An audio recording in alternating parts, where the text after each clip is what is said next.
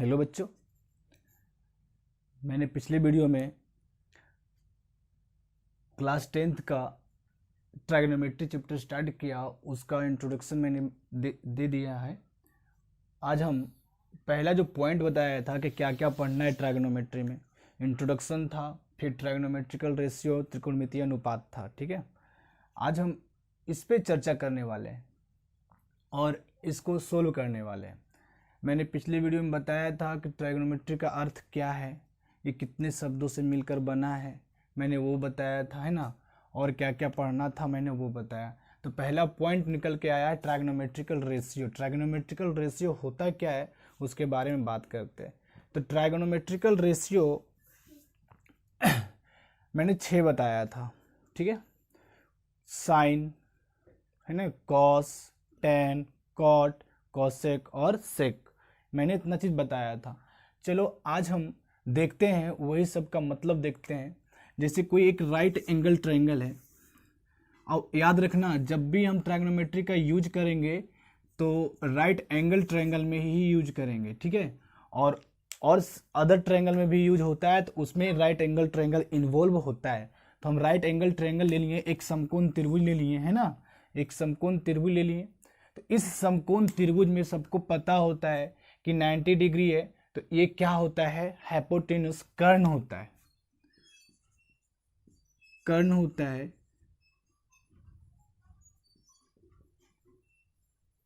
Hypotenuse. और fix रहता है कर्ण, 90 डिग्री के सामने वाला जो साइड होता है वो कर्ण होता है, जो सबसे लॉन्गेस्ट होता है इसमें। ठीक है, सबसे बड़ा होता है। और जो 90 डिग्री बना के जो खड़ा दिख रहा है उसको हम लंब बोलते हैं, हिंदी में लंब बोलते हैं और इंग्लिश में परपेंडिकुलर।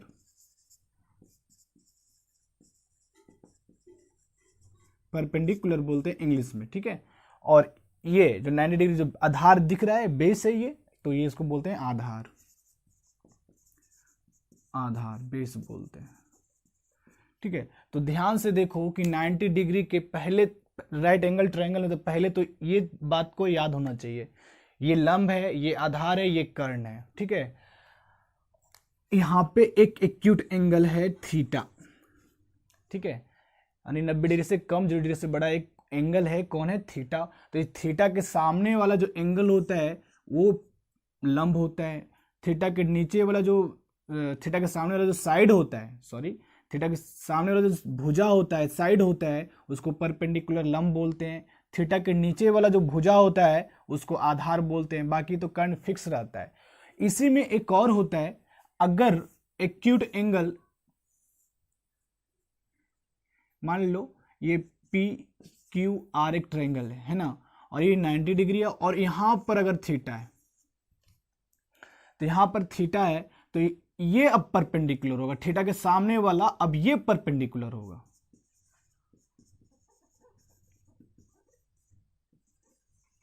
परपेंडिकुलर, और ये हो जाएगा बेस, और ये होगा हाइपोटेनस। ठीक है, जिसको बोलते हैं हम लोग कर्ण। तो ध्यान से देखो कि यदि एंगल चेंज हुआ तो परपेंडिकुलर और बेस बदलेगा। ठीक है, एंगल यहां है तो परपेंडिकुलर सामने वाला ये होगा, अगर एंगल यहां है तो सामने वाला साइड ये परपेंडिकुलर होगा। तो बेस और लंब यानी आधार और लंब चेंज होगा। यदि थीटा चेंज हुआ तो आधार और लंब चेंज होगा, बट कर्ण चेंज नहीं होगा, कर्ण जो है वही रहेगा। ठीक है, तो ये हम लोग को समझ में आया कि एक समकोण त्रिभुज में क्या क्या होता है, उस पर मैंने बात किया। चलो अब ध्यान से देख लो,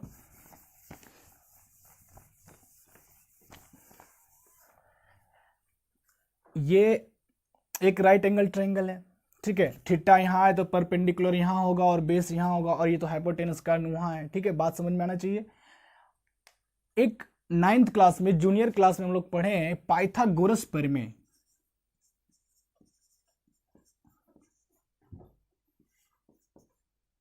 पाइथागोरस प्रमेय, पाइथागोरस थ्योरम जिसको बोलते हैं इंग्लिश में। पाइथागोरस थ्योरम होता क्या है, तो सबको पता है कि पाइथागोरस थ्योरम एक राइट एंगल यानी समकोण त्रिभुज में ही अप्लाई होता है। पाइथागोरस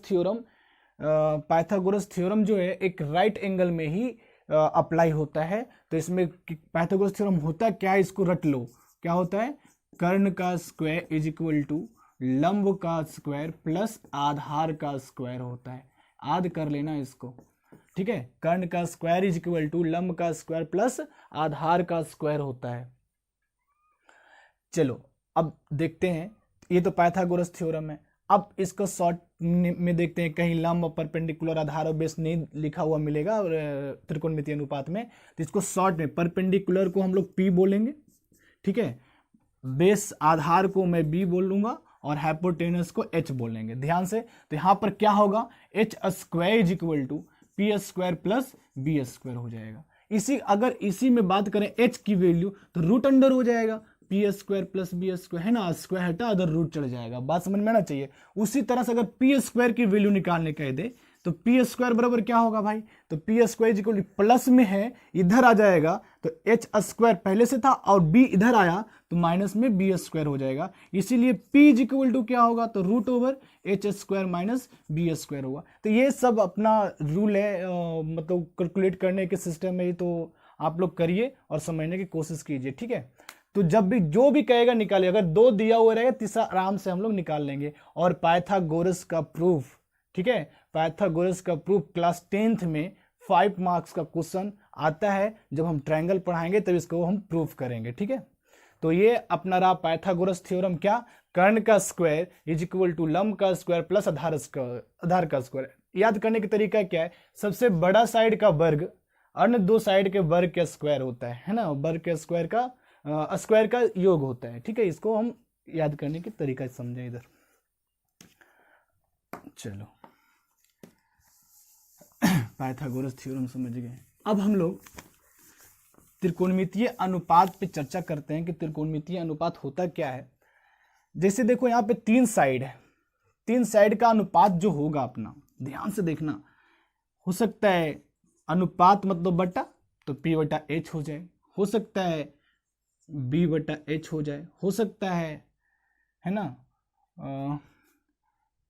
P बाई B हो जाए, है ना, P बाई B हो जाए। और यही यहां पे इसको यहां लिख देते हैं, P बाई B हो जाए। तो ये PH BH PB, और इसका उल्टा होगा क्या, H बाई P, इसका उल्टा होगा H बाई B, और इसका उल्टा होगा B by P।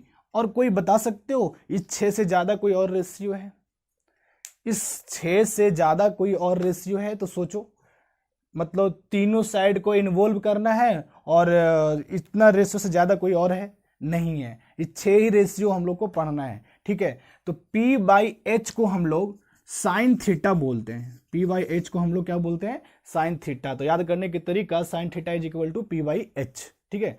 Sine theta की वैल्यू क्या होगा, P बाई H। इसको हम हिंदी में कह सकते हैं लंब बटा कर्ण, लंब बटा कर्ण। और ये B बटा H बेस बाई हाइपोटेनस, तो बेस बाई हाइपोटेनस को बोलते हैं हम लोग कॉस थीटा। क्या बोलते हैं, कॉस थीटा। थीटा यहाँ है, उसके अकॉर्डिंग, इस फिगर के अकॉर्डिंग हम लोग बात कर रहे हैं। अगर थीटा यहाँ होता तो परपेंडिकुलर ये होता, लेकिन थीटा यहाँ है तो ये सब बिल्कुल सही है और उसको हम लिख रहे हैं। तो इसका मतलब हिंदी में बोलेंगे हम लोग आधार बटा कर्ण, ठीक है। और P बाई B तो टेन थीटा होता है, P बाई B को क्या बोलते हैं हम लोग, टेन थीटा बोलते हैं। तो टेन थीटा बराबर क्या होता है, P बाई B होता है, ठीक है, जिसको बोलते हैं लंब बटा आधार, लंब बटा आधार, ठीक है, आधार होता है। अब ये मेरा 3 हो गया। अब H बाई P, अब क्या है, तो साइन का देखो P by H, H by P, तो साइन का उल्टा होता है कॉसेक। याद करने की कोशिश करो, साइन का उल्टा होता है कॉसेक थीटा। तो cosec theta is equal to क्या हो जाएगा, cosec theta is equal to क्या हो जाएगा, H by P। H by B देखो किसका उल्टा है, कॉस का, तो कॉस का उल्टा होता है सेक, ठीक है, सेक थीटा। और ये टेन का उल्टा होता है कॉट, तो ये भी उल्टा, तो कॉट थीटा हो जाएगा यहाँ पे, कॉट थीटा, है ना। तो 3 याद करो, ये अपने कंप्लीट हो जाएगा। आगे चल के 2 याद करो, खुद कंप्लीट हो जाएगा 6, ठीक है। तो इतना कम से कम याद होना चाहिए बच्चों, ठीक है। साइन थीटा बराबर P by H, cos theta बराबर B by H, tan theta बराबर पी बाई बी, यानी P by H, B by H, P by B, ठीक है, P by H, P by H और बी बाई एच, यानी H नीचे नीचे और पी बाई बी, तो ये सही है। और इसी को उलट दो तो साइन का उल्टा कोसेक, ई उल्टा तो कॉस का उल्टा सेक, और ई भी उल्टा तो टेन का उल्टा कॉट। ये हम लोग को याद होना चाहिए कि साइन का जो उल्टा होता है क्या होता, साइन का उल्टा होता है कोसेक, और कोसेक का उल्टा होता है साइन, और कॉस का उल्टा होता है सेक, और सेक का उल्टा होता है कॉस, सेक कॉस सॉरी कॉस, और टेन का उल्टा होता है कॉट, और कॉट का उल्टा होता है टेन। तो ये हम लोग को पता होना चाहिए अच्छी तरह से, ठीक है। साइन का उल्टा कॉसेक, साइन का उल्टा कॉसेक, कॉस का उल्टा सेक, और टेन का उल्टा कॉट, ये याद करो, ठीक है। इसको एकदम रट लो, पूरे इसको अच्छा से रट लो। अब पी वाई एच को sine theta, B by H को cos theta, P by B को टेन थीटा बोलते हैं। इसको नोट कर लो और याद करने की कोशिश करो। और पाइथागोरस थ्योरम वही मैंने बताया था, पाइथागोरस थ्योरम मैंने क्या बताया था, H square is equal to P square plus B square. इस पे हम लोग काम करेंगे, ठीक है। चलो इसको मिटाते हैं।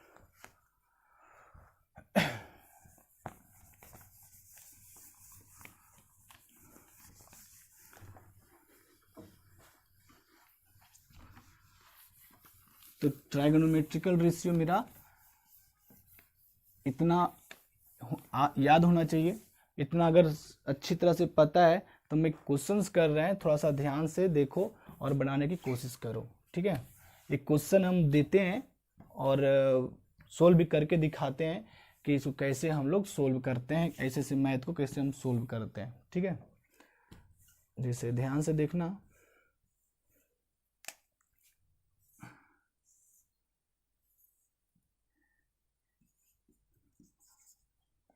ए बी सी है, ठीक है। ये 5 है और ये 12 है। तो बोला है sine A cos C tan C cosec A की वैल्यू फाइंड करो, ठीक है। और सभी का बोल सकता है निकालने के लिए, तो हम पहले इतना ही बात करते हैं।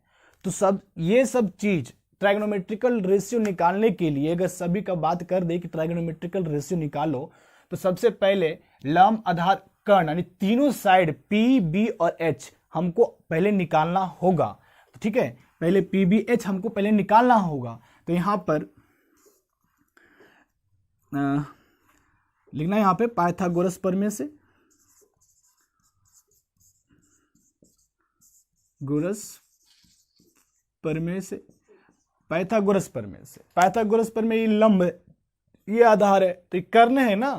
तो मैंने पाइथागोरस प्रमेय में क्या बताया था कि कर्ण का स्क्वायर इज इक्वल टू लंब का स्क्वायर प्लस आधार का स्क्वायर, ठीक है। ये होता है, मैंने ये बताया था। तो और इसको शॉर्ट में बोले थे कि H square is equal to P square plus B square. और देखो बाबू ध्यान से याद करके रखना, हम बार बार ये सब चीज नहीं लिखेंगे, हम बार बार अब ये लिखेंगे, ठीक है। इसको याद करो, कर्ण का मतलब एच, एच का स्क्वायर, लंब का मतलब पी, पी का स्क्वायर, आधार का मतलब बी, बी का स्क्वायर, है ना। आधार मतलब बेस, बी का स्क्वायर, परपेंडिकुलर लंब पी का स्क्वायर, हाइपोटेनस एच, एच का स्क्वायर, ठीक है। तो अब इसको यहां से हम लोग h निकालने की कोशिश करेंगे। तो यहां पर बताओ h कितना है, तो हाइपोटेनस है, कुछ नहीं है, तो h का स्क्वायर रहेगा। p बताओ यहां पर p कितना है, तो 5 है, तो 5 का स्क्वायर हो गया। b कितना है, 12 है, तो 12 का स्क्वायर हो गया। बात समझ में आ रहा है। तो एच स्क्वायर इक्वल टू कितना होगा, 25, 5 का स्क्वायर 25 और 12 का स्क्वायर 144, 144 हो जाएगा। 12 का स्क्वायर कितना हो जाएगा, 144। एच स्क्वायर इक्वल टू कितना होगा, 169 हो जाएगा। जोड़ करके देख सकते हो, ठीक है। इसलिए h इज इक्वल टू क्या होगा, 169। तो बताओ अंडर रूट 169 की वैल्यू कितना होता है, 13 होता है। कितना का स्क्वायर, 169 होता है, 13 का स्क्वायर होता है। तो h की वैल्यू कितना मिल गया अपना, 13 मिल गया। अब ध्यान से देखना, साइन थीटा, अभी एज्यूम करते हैं एक थीटा है, तो साइन थीटा पर क्या होता है, p बटा h होता है। लेकिन ध्यान से रखना कि p और h किसके लिए चाहिए, एक के लिए चाहिए। P और H किसके लिए चाहिए, एक के लिए चाहिए। तो बताओ एक के लिए P कितना है, तो एक के लिए P, तो एक के सामने वाला P होता है, एक का सामने वाला पी होता है ना, तो एक का सामने का पी कौन है 12, एक के सामने वाला ये है ना पी, तो कितना हो गया 12। एच फिक्स रहता है तो एक्स कितना मिला था 13 आंसर। कॉस सी, तो सी के पास जाएंगे है ना, सी पहले कॉस थीटा क्या होता है इसका बी बटा एच होता है, ठीक है, तो बी बटा एच, तो बी किसके लिए चाहिए तो सी के लिए चाहिए, बी किसके लिए चाहिए तो सी के लिए चाहिए, और एच तो फिक्स ही रहता है तो लिख देते हैं कोई बात नहीं। तो ध्यान से देखो यहां पर समझने की कोशिश करो कि C के लिए B कितना है, तो एंगल C के लिए B कितना है, तो सामने वाला तो परपेंडिकुलर होता है तो B यही हो जाएगा 12, और H तो तुम्हारा 13 है ही, तो ये आंसर होगा। अब वहां पे लड़ाई करोगे कि सर साइन A की वैल्यू और cos C की वैल्यू समान है, हाँ बिल्कुल समान ही होगा, तो बोलेगा ऐसा क्यों सर, हाँ एंगल चेंज हुआ ना तो वैल्यू चेंज हो सकता है, ठीक है। अब tan C के बारे में बात करते हैं। tan C मतलब क्या होता है P बाई B होता है, लेकिन ध्यान से देखो P बाई B याद करके रखो, लंब बटा आधार मैंने बताया था, तो P बाई B, तो लंब का जो वैल्यू है अपना तो कितना है, तो C के लिए लंब कौन है, तो C के लिए लंब देखो कौन है, C के लिए सामने वाला साइड जो होता है, C के लिए लंब कितना हो गया 5, और बेस कौन है, बेस तो तुमको पता ही है, जब ये लंब है तो आधार यही होगा, लंब आधार चेंज होता है बट हाइपोटेनस वही रहता है, ये हो गया अपना tan C। अब cosec A की बात किया है तो भाई ज्यादा दिमाग मत लगा, जब sin A निकल गया ना तो cosec A तो बड़ा इजीली निकाल सकते हैं, sin A को उलट दो तो cosec A निकल जाएगा, तो क्या हो जाएगा 13/12 आंसर हो जाएगा, देख सकते हो, ठीक है। नहीं तो ऐसे नहीं समझ में आ रहा है, तो क्या cosec A मतलब क्या होता है h बट्टा p होता है, तो किसके लिए h चाहिए तो a के लिए, किसके लिए p चाहिए तो a के लिए चाहिए, तो बताओ a के लिए h तो वही होता है, h सबके लिए फिक्स होता है, लेकिन a के लिए p कौन है, तो a के लिए p देखो कौन है 12, तो क्या देखो इसी का उल्टा है, आगे कि नहीं आ गया, ठीक है। तो ध्यान से ऐसे ऐसे क्वेश्चंस को हम लोग करेंगे और एग्जाम में ऐसे क्वेश्चन करता है, ठीक है। आज इतना ही, कल हम एक्सरसाइज स्टार्ट करेंगे एनसीईआरटी का, ठीक है। पहले जो एक्सरसाइज है आप लोग बनाने की कोशिश करो, आज इतना ही, थैंक यू बस।